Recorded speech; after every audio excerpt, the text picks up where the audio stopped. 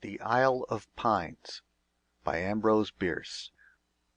For many years there lived near the town of Gallipolis, Ohio, an old man named Herman Deluse. Very little was known of his history, for he would neither speak of it himself nor suffer others.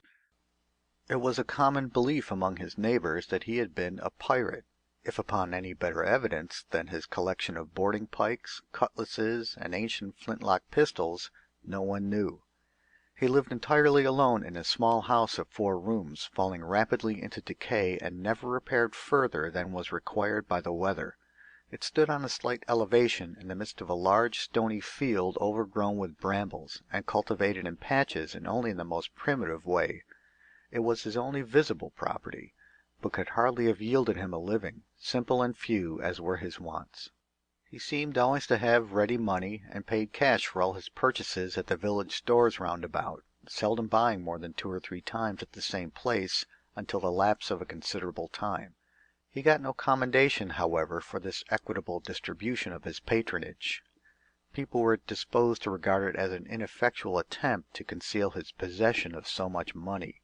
That he had great hoards of ill-gotten gold buried somewhere about his tumble-down dwelling was not reasonably to be doubted by any honest soul conversant with the facts of local tradition, and gifted with a sense of the fitness of things.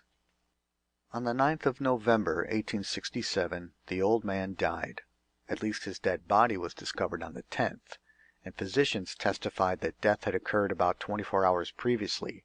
Precisely how they were unable to say, for the post-mortem examination showed every organ to be absolutely healthy, with no indication of disorder or violence. According to them, death must have taken place about noonday, yet the body was found in bed. The verdict of the coroner's jury was that he came to his death by a visitation of God. The body was buried, and the public administrator took charge of the estate.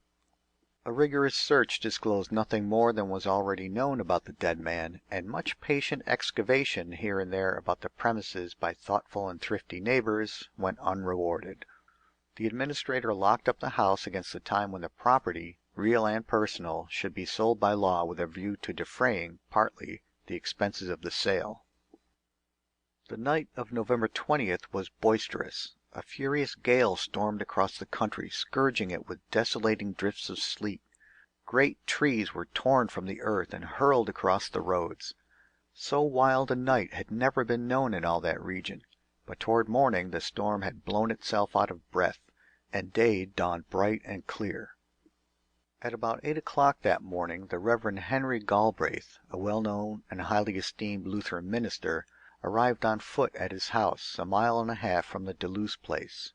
Mr. Galbraith had been for a month in Cincinnati.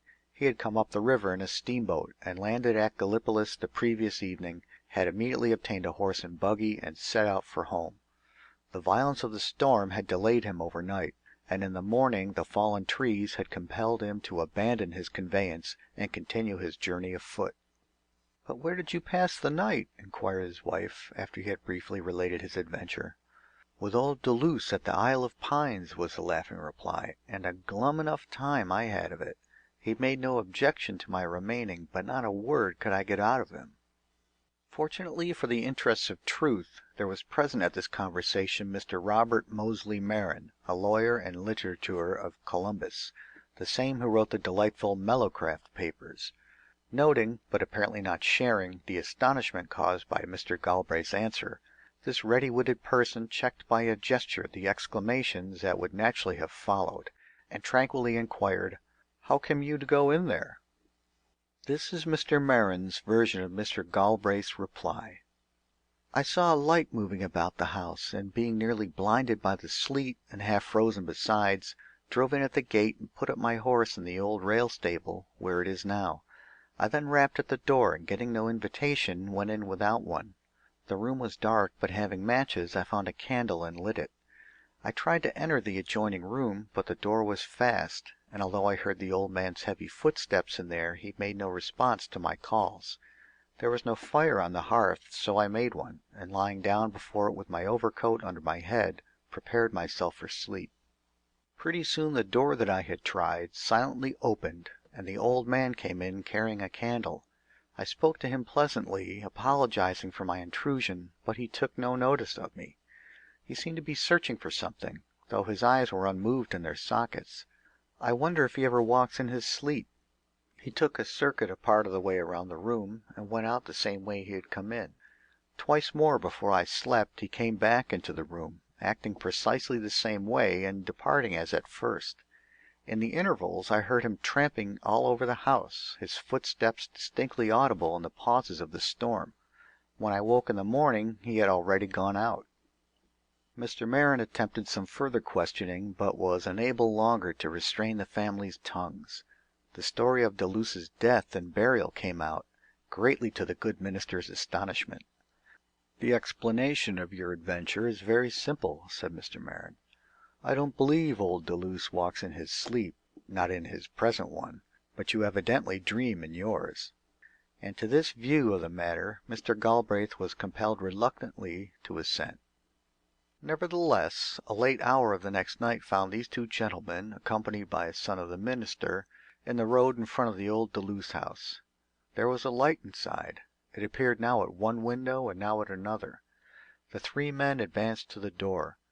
Just as they reached it, there came from the interior a confusion of the most appalling sounds. The clash of weapons, steel against steel, sharp explosions as of firearms, shrieks of women, groans and the curses of men in combat. The investigators stood a moment, irresolute, frightened. Then Mr. Galbraith tried the door. It was fast. But the minister was a man of courage, a man, moreover, of Herculean strength. He retired a pace or two and rushed against the door, striking it with his right shoulder and bursting it from the frame with a loud crash. In a moment the three were inside. Darkness and silence. The only sound was the beating of their hearts. Mr. Marin had provided himself with matches and a candle.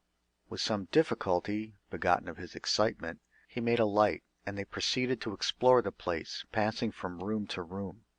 Everything was in orderly arrangement as it had been left by the sheriff. Nothing had been disturbed. A light coating of dust was everywhere. A back door was partly open, as if by neglect, and their first thought was that the authors of the awful revelry might have escaped. The door was opened, and the light of the candle shone through upon the ground. The expiring effort of the previous night's storm had been a light fall of snow. There were no footprints. The white surface was unbroken. They closed the door and entered the last room of the four that the house contained, that farthest from the road in an angle of the building. Here the candle in Mr. Marin's hand was suddenly extinguished as if by a draught of air. Almost immediately followed the sound of a heavy fall.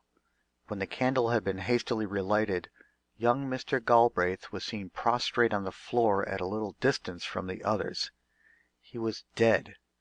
In one hand the body grasped a heavy sack of coins, which later examination showed to be all of old Spanish mintage.